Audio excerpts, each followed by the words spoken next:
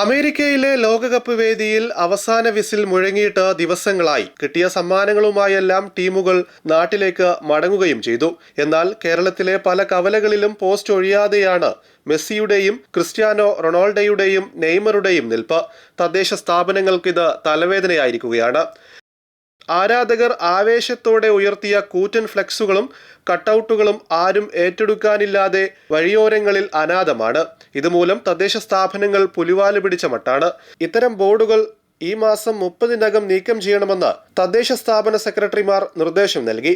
യാത്രക്കാരുടെ സുരക്ഷയും പൊതുസ്ഥലങ്ങളിലെ ശുചിത്വവും ഉറപ്പാക്കാനും ബുദ്ധിമുട്ട് ഒഴിവാക്കാനും ലക്ഷ്യമിട്ടാണ് നിർദ്ദേശം. ഇതിനായി സാമൂഹിക മാധ്യമങ്ങളിലൂടെ ബോധവൽക്കരണം തുടങ്ങിയിട്ടുണ്ട്. എന്നാൽ ഉത്തരവ് നടപ്പാക്കലാണ് പ്രയാസം. ലോകകപ്പിൽ പങ്കെടുത്ത വിവിധ ടീമുകൾക്ക് വലിയ ആരാധകരാണ് ഉണ്ടായിരുന്നത്.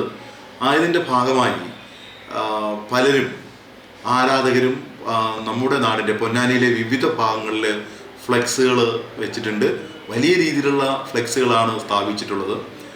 നമ്മെ സംബന്ധിച്ചിടത്തോളം വളരെ ഉത്സവ ലഹരിയിലായിരുന്ന ആ കാലഘട്ടത്തിൽ അതിൻ്റെ ഉത്സാഹത്തിനോടൊപ്പം ചേർന്നുകൊണ്ട് തന്നെ ലോകകപ്പ് മാമാങ്കത്തിനോടൊപ്പം ചേർന്നുകൊണ്ട് തന്നെ നമ്മളൊക്കെ തന്നെ അതിന് ഭാഗമാക്കുകയാണ് ഉണ്ടായത്. എന്നാൽ നമ്മുടെ രാജ്യത്തിലെ അല്ലെങ്കിൽ സംസ്ഥാനത്തിലെ നിയമങ്ങളനുസരിച്ച് വലിയ രീതിയിലുള്ള ഫ്ലെക്സ് ബോർഡുകൾ ഗതാഗതത്തിന് തടസ്സമായി സൃഷ്ടിക്കുന്ന പൊതുസ്ഥലങ്ങളിൽ വെക്കുന്നത് നിയമവിരുദ്ധമാണ്.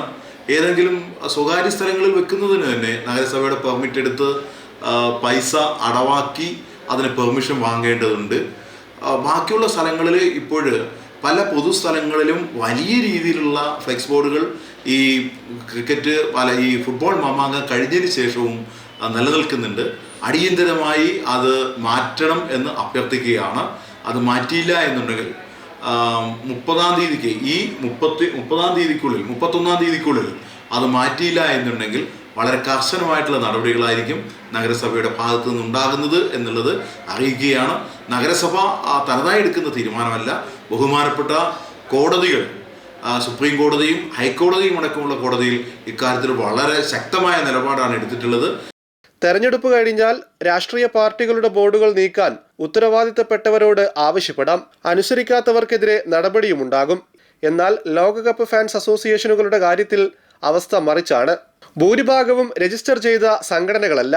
പല ഫ്ലെക്സുകളും സ്ഥാപിച്ചത് ആരാണെന്നറിയില്ല. ഫാൻസിനെ കിട്ടിയില്ലെങ്കിൽ മെസ്സിയെയും നെയ്മറെയും ക്രിസ്ത്യാനോ റൊണാൾഡോയെയും തദ്ദേശ സ്ഥാപനങ്ങൾക്ക് കെട്ടിവലിച്ചു കൊണ്ടുപോകേണ്ടി വരും.